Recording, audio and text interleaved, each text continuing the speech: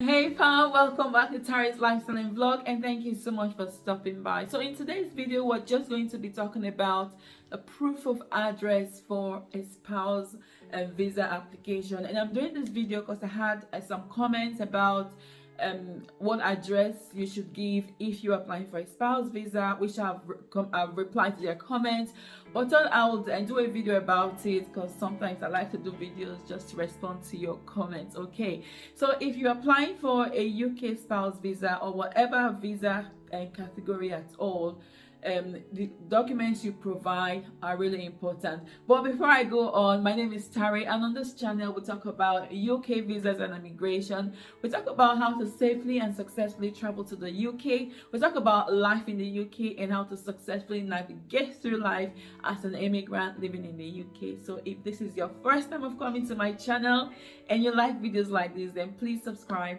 turn on your bell icon so you don't miss out on any of my videos going forward. And you engaging with my videos help us to grow and it help us to reach more people as well, because we want to grow on this channel. But thank you so much for stopping by. I appreciate you. And to my returning subscribers, thank you for always coming back. I appreciate every single one of you. You are amazing. Thank you so much. Okay, so like I was saying before, when you applying for any visa category at all, the documents you provide are really important. They are key and they could determine whether your visa is approved or denied.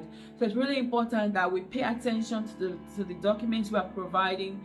Make sure we have the right documents so that our visas are approved first time rather than being delayed, or us giving the wrong documents and then asking for the Home Office having to ask us for more information, which list will delay, or sometimes they would not even ask for information, they just deny straight away. So we want to avoid that.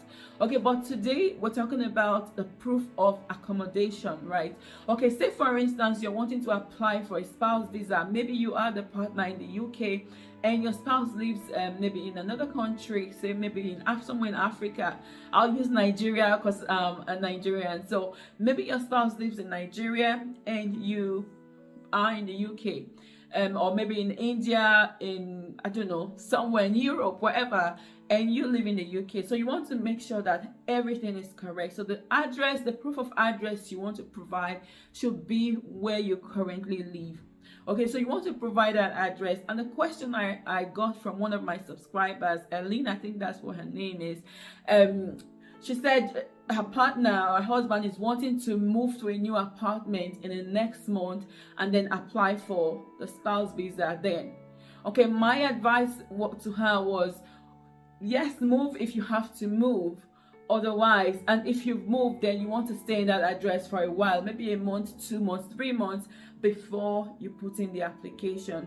Because in my opinion, if you apply, so if you move today and then apply tomorrow, the Home Office begins to question your motive of moving address, of applying for this visa and things like that. So to avoid, so this is my advice, this is my opinion, okay, but you can speak to a solicitor or contact the Home Office if you want, but this is my advice. I'm just talking based on common sense and what I did as well.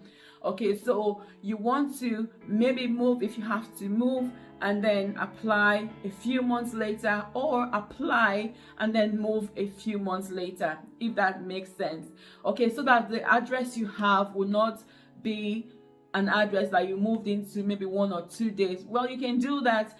That's fine. You might be lucky, you might get approved, but to avoid any questions, to avoid any delays, and sometimes you don't know who's going to pick up your application, to avoid every unnecessary delays or denial, I'll say wait a few months, do your application, wait a few months before you move, or move and then wait a few months before you put in your application, whichever way would work. Okay, because those documents are really important. And you also want to make sure that the address that you provide on your proof of address, so your proof of address would be either your tenancy agreement. I should have said that in the first case. It should be your tenancy agreement. If you have a mortgage, your mortgage document, really important. If you're living with someone, you can use their address as proof of accommodation as well. So you don't have to have a place of your own, so long as the person you are staying with provides a letter to say yes. They provide their proof of address, maybe their mortgage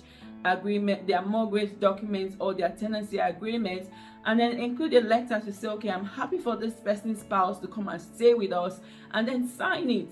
Okay, so that's fine as well. Okay, so it's really important that we get it right, so you can put in the document. So that document that you've provided has to be the same document, the same address that will be on your bank statement. If you're working and you have pay slips, the address should be the same as well. You don't want to have different addresses, one in your former place of abode and the new one, and another document in your current place of abode. You don't want that. You want to make sure everything is the same. You want to have everything to be uniform, everything the same. I hope you get my gist. Okay, but that's really important. You want to make sure that the documents are the right documents for your application, so that your application is not delayed because of a mistake that you've made. Okay, so it's really important. Okay, but I hope this video has been helpful to someone. If it has helped you, give it a thumbs up, share with your friends and family, and of course subscribe to my channel if you haven't already done so. But thank you so much for watching this video. If you have any video suggestion, any questions, put them in the comment section. I'll be happy to answer and engage with you and do videos on them if I can. But thank you all so much for watching, and I'll see you in my next video.